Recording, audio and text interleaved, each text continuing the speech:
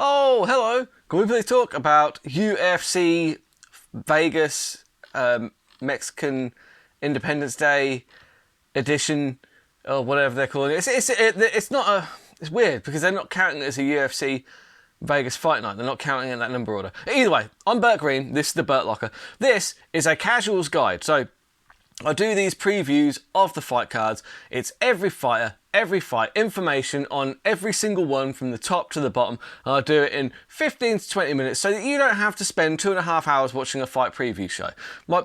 There's little bits of information here. The research is all good. I make my picks. Usually, I'm hovering around, between 7 and 9 out of 12, which isn't terrible. There's been a few where I've had 12 out of 13, which was...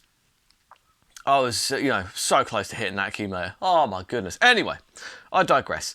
So this is just designed so that when you put the fight card on Saturday, at least you know more of the fighters lower down the card, because I'll be honest, this one took me a little while to research. This is obviously, a Mexican themed fight night. There's a few fighters on there who I'm gonna be honest, I sat there, I was like, who in the blue hell are you? All right, so look. There are some very good fighters on here, though, that you may not be familiar with. So let's get cracking.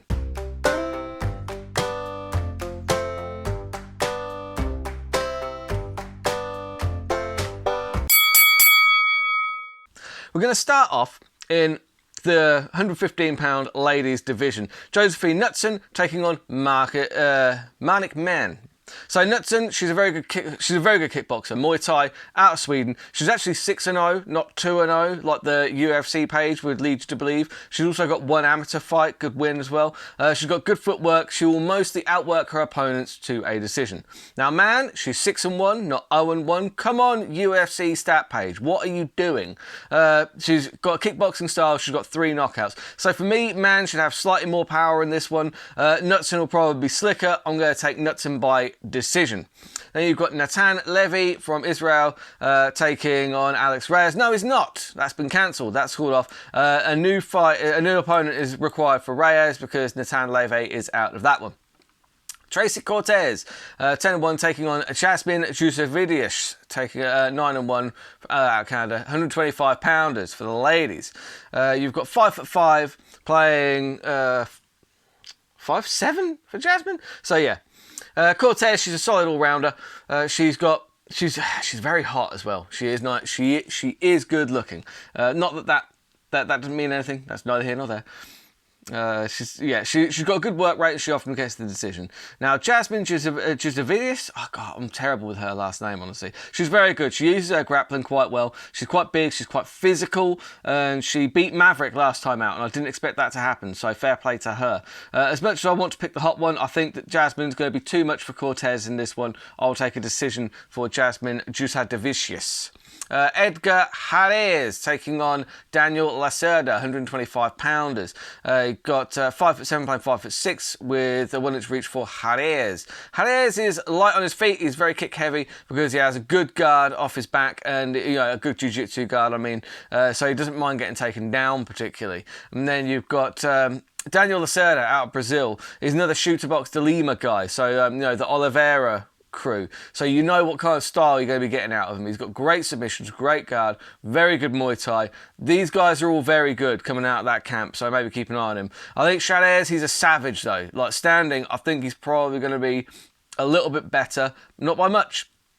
I think his kick heavy offense takes it, especially the body kicks. And you've got Roman Kopylov taking on Josh Fremd.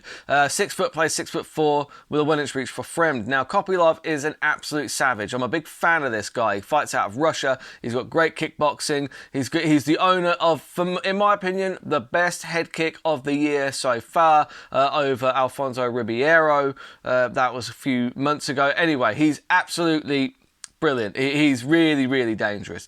Fremd is very tall for middleweight. He's got a great guillotine. He's got good hands. He uses his height pretty well. I'm a huge fan of Kopylov, though. He's an ice-cold killer, and I think he gets another knockout here. You've got to keep an eye on Kopylov. He might be the next big thing, honestly. He's really good.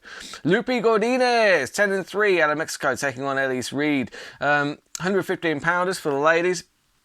5'2", plays 5'3", 2-inch reach for Reed. Now Godinez, she's a firecracker. She's very active. She was taking a lot of fights, fighting all the time. She fights with great pressure, great cardio. Often outworks her opponents for decisions. She is fun to watch though. She's very, very aggressive, which I really do appreciate.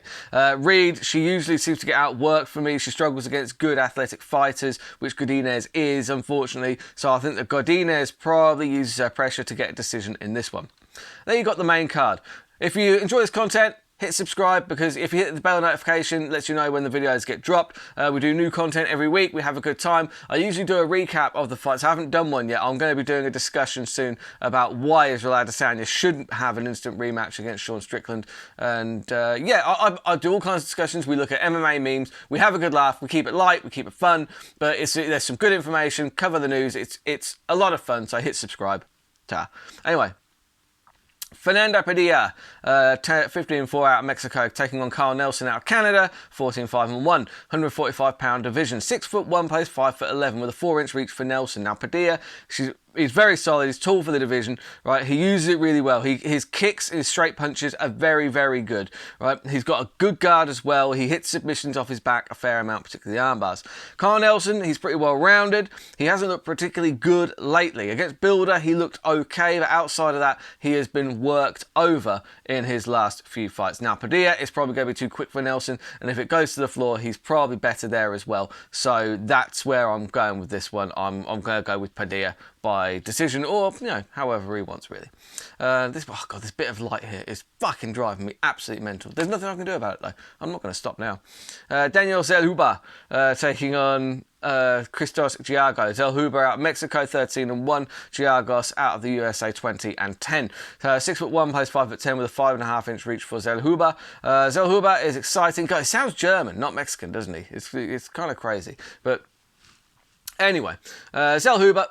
He's all arms and legs. He's so long. You know, he's like literally, he's got a very weird frame. But he throws kicks from miles out. He messed up Venata in his last fight. He is electric to watch. He really does. He's very aggressive. He's got a good knockout rate. He's fast. He hits long and with power. That's what you've got to remember. Now, Giagos is a bit of a journeyman, but his record can be a bit deceptive here, okay? Because you look at some of the names that he's lost to. Charles Oliveira, Arman Sarukian, right? He's fought some of the absolute best in the division. And he's got power because he knocked out Ricky Glenn last time. So look, Giagos, if he can get inside, he can knock people out. We've seen it. We saw it in his last fight. And he's fought some very good people, but he also lost to those guys, don't forget. I think Zellhuber has the potential to be one of these guys that we're talking about in a few years' time. It's like, wow, he really is good. I think he's going to be one of the guys on Giagos' record where we look at it and go, yeah, but he was one of the best in the division, so there's no shame in that loss. So anyway, I'm taking Zellhuber. I think he gets the knockout. Raul Rosas Jr., 7-1, taking on Terence Mitchell, 15-3, 135-pound division. 5'9", plays 5'9". With Rosas, he had a ton of hype behind him, and for good reason. He loves an armbar, he's got great top game, aggressive from his back, but his striking does need work. He's very young, and he will be one to watch in the future, but Rodriguez in his last fight was just a step too far for him, and I thought that was going to be the case. Mitchell, he's scary, actually. He was smashing people on the regional scene. He's got lots of power, and when he takes the back, the choke is almost inevitable from there. He's very, very good taking the back. Now, they gave him Cameron Simon, the South African kid, for his UFC debut. That means the UFC thinks a lot of Terence Mitchell, honestly. They think he's dangerous, because you don't give someone that guy as your debut if you don't think he's dangerous. This might be another tough outing for Rosas Jr., honestly. Mitchell, he's good everywhere, and I think he probably has more power. He's probably a bit stronger as well. So I'm taking Mitchell for the KO here. Kevin Holland, 25-9, takes on Jack Della Maddalena, 14-2, fighting out of Australia, 170-pounders. So 6'3", plays 5'11", with an 8-inch reach for Holland. 8 inches is absolutely ridiculous for a reach advantage, honestly. Holland, he's brilliant to watch. He's reckless, but he's skilled. He's got insane reach for 170, and he uses it really, really well off the ground. He's really good. He's got brilliant jiu-jitsu. He snapped De Souza's arm, for God's sake. You know, Jacare Souza's arm was broken in her, like he snapped the top part of it. Hard to do. Go back and watch that. It was disgusting. Anyway, Jack Della Maddalena, JDM, he's a savage boxer, right? His boxing might be the best in the UFC. That's how good his boxing is, right? His body shots, especially. He had one tough outing, in his last fight, but he took a last-minute opponent change. It threw him off a little bit, I think. Look, don't let that trick you into thinking this lad isn't elite, because he really is. For me, it's tempting to look at Holland's reach and just say, look, this is going to be an easy fight for him. He's going to pick Jack off from range. The body shots of JDM, though, are going to negate that reach real quick. And I think we're going to see a lot of them. Those bodies, I think he's going to just rip to the body. Holland's going to just get all the wind taken out of him. And I think we see a TKO for JDM in this one. Then you've got the main event, Alexa Grasso, 16-3, fighting out of Mexico, taking on Valentina Shevchenko from Kyrgyzstan, 23-4 in the 125-pound ladies championship fight. 5'5", plays 5'5", with a 1-inch reach for Valentina Shevchenko. Now, Grasso, she is game. She's game as hell. She's got great boxing, really good boxing, very slick with her hands, right? We saw that in the first fight. She has an instinct for the finish. She really does. If you show one slight weakness, if she smells blood in the water, she will pounce and she will take it. She's a finisher. She's aggressive. She's very, very skilled. She's hauntingly attractive as well. She's got I love it. So dark eyes. She's got very, dark black eyes, like a doll's eyes. Sorry, that's just the speech from Jaws. Anyway, but do you sort of right, look at her eyes. They're hauntingly dark. She looks like, she might put a curse on you or something. I don't know, I've got to say, I kind of like it. And, Valentina Shevchenko, absolutely unbelievable. What can you say about her? She's one of the most dominant ladies we've seen in mixed martial arts. One of the most actually dominant fighters, right? Just either gender. Anyway, of which there are two. So Valentina Shevchenko, she was so dominant for so long. I'm wondering, her skill set wise, she's got unbelievable kickboxing, elite level kickboxing. She throws just to warm up, she throws 1,000 kicks each leg or whatever. She's kind of one of those myths at this point. It's like. No, there are going to be Chuck Norris jokes written about Valentina Shevchenko one day. That's how good she is. That's how hard she is. She's unbelievably good. She's good on the ground as well. She obviously got that armbar over the Venezuelan vixen. What's her name? One that lost her. I've forgotten her name. Venezuelan vixen. God damn it. Why do these things drop out of my head? And I'll remember it later. Anyway, I don't care. She beat her with an armbar anyway. You know who I mean. You already know who I mean. I'm just having a brain fart right now. Anyway. Obviously, she's now 35, Valentina Shevchenko. Did Grasso perhaps catch her on a very slight decline? That's the question, really, isn't it? And the question here is Valentina Shevchenko motivated enough to do it all again? Because she was so close. I think she was looking to get that 8th gem. I think you can get... There's space for 8... jewels on the UFC title, and you get a new jewel every time you defend it. I think she was about to complete it when she fought Grasso and she lost, so now she has to start all over again. Does she have it in her to start that process all over again? That's because look, she's already had a lot of success and she's got a lot of money as well. I mean, I don't think she's that motivated. She doesn't seem like that kind of character. I don't know. She's not getting any younger, and she's, it's going to be hard to motivate you once you've reached that top and you've been at the top for so long. That being said, though, I think beating Valentina Shevchenko twice, even if she is 35, I mean, 35 isn't ancient, do you know what I mean? And she's still, but in that first fight, she didn't look like, it's not like she was dominating the first fight. Do you know what I mean? The first fight was very back and forth, and then Alexa Grasso saw an opening, grabbed the choke and got her. But it's not like up until that point, Valentina was not beating her soundly. It's just that's not what was happening. I think we'd probably see a more aggressive Valentina Shevchenko here. I think a more aggressive Valentina Shevchenko does one of two things. It either leaves another opening for Grasso to jump in and get the finish, or we see a Shevchenko KO. My prediction is going to be a Shevchenko knockout in this one.